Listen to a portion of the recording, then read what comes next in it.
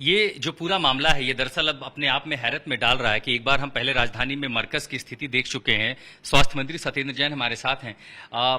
दिल्ली में जब मामले बेहद कम थे, अचानक मरकज में आया और अब ये सुनाई पड़ना, ये खबर सामने आना कि पिज्जा बॉय के अंदर संक्रमण पाया गया। अब इसके बाद क्या स्थिति चिंताजनक हो सकती है? देखिएगा, पिज्जा बॉय जो पाया गया है उसमें मैं आपको स्टेटस बता देता हूँ। साउथ दिल्ली के एक पिज्जा डिलीवरी के यहाँ से एक लड़का पॉजिटिव पाया है। तो उसके साथ जितने 17 लोग थे, जो उसके साथ जितने भी काम करने वाले को वर्कर्स थे, सबको इंस्टीट्यूशनल क्वारंटाइन दिल्ली सरकार के क्वारंटाइन सेंटर में क्वारंटाइन किया गया है। और साथ ही साथ जो 72 लोगों को उन्होंने डिलीवरी दी थी, उन सबको होम क्वारंटाइन कर दिया गया है।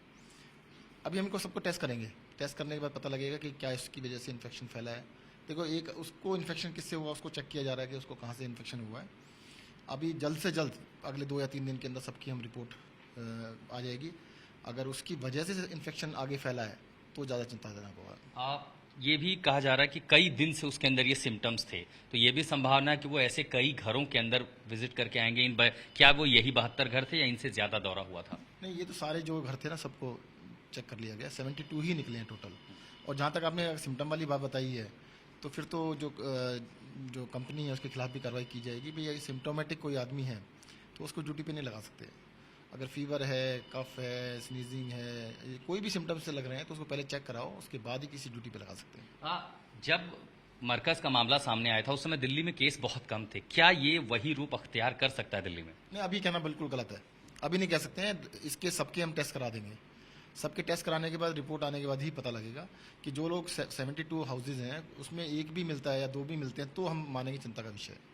इस लॉकडाउन के दरमियान सरकार ने ये छूट दी थी कि खाना घर तक पहुंच जाए, होम डिलीवरी हो जाए, लेकिन इस केस के बाद क्या अब उस छूट पर विचार किया जाएगा कि जो होम डिलीवरी कर रहे हैं या वो उन सर्विसेज पर असर पड़ सकता है? मैंने आपको बताया ना, जैसे सबसे पहले हम सारे 72 घरों में उनके टेस्ट कराएंगे और टेस्ट की रिपोर्ट आने के बाद इस पर फैसला होगा कि भी कहीं ऐसा तो नहीं। अब इस तरह से तो अगर थ्योरेटिकली देखा जाए सारे 72 भी पॉजिटिव हो सकते हैं, परंतु मुझे लगता नहीं है कि इतना होगा। ये देखना पड़ेगा कि कितने लोग पॉजिटिव आते हैं, 2 आते हैं, 4 आते हैं या कोई भी नहीं आता है।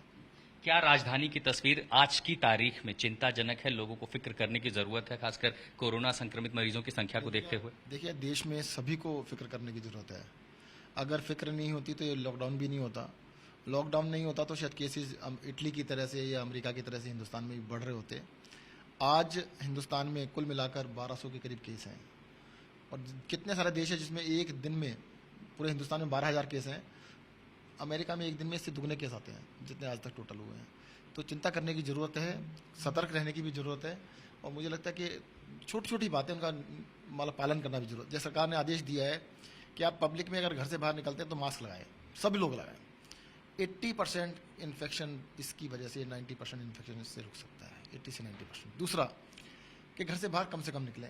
लॉकडाउन अभी क्यों निकल रहे हैं, अब घर से बाहर ना निकले, जितना कम निकलेंगे उतना बेटर रहेगा। हम उम्मीद करें लोग इसका पालन करें, लेकिन फिर सरकार सवाल से, क्या सरकार तैयार है अपनी तैयारियों को लेकर के कि अगर स्थिति और बिगड़ती है तो? देखिए, तैयारी जहाँ तक है इसके 2 हिस्से हैं, दोनों तैयारियाँ बराबर हैं। एक तो उसको फैलने से रोकना और वही बड़ी तैयारी भी है कि इसको कम से कम फैले। अगर हो गया तो उसका इलाज के हमने प्रॉपर इंतजाम किए हुए हैं।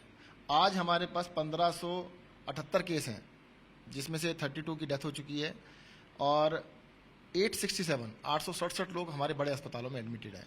तो हमारे पास हॉस्पिटल्स में काफ़ी स्पेस अभी भी है कि हम लोगों का इलाज करने के लिए, और जैसे ही नंबर बढ़ेगा हमने पूरी तैयारी रखी, आगे तक की तैयारी की हुई है।